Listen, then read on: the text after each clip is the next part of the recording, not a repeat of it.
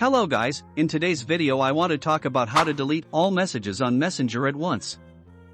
This tutorial is very easy and you can apply using an iPhone or Android, so I highly recommend that you watch until the end. So, to delete all Messenger messages in one click, you need the help of a third-party app.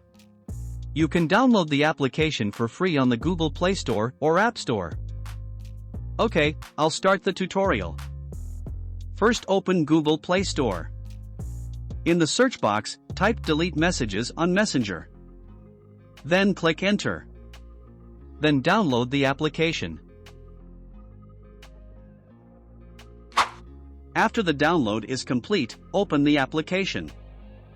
After being on the start page of the delete messages on Messenger application, you are required to log in with your Facebook account. Allow me to log in first. After successfully logging in, you will be taken to a page like this. To delete all messages, you can select the menu Delete Normal Conversation. Then, mark all existing messages.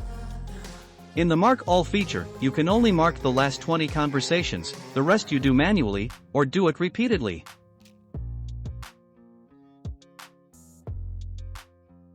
After that, click Delete Conversation. Once you do this, all normal conversations on your Messenger will be deleted.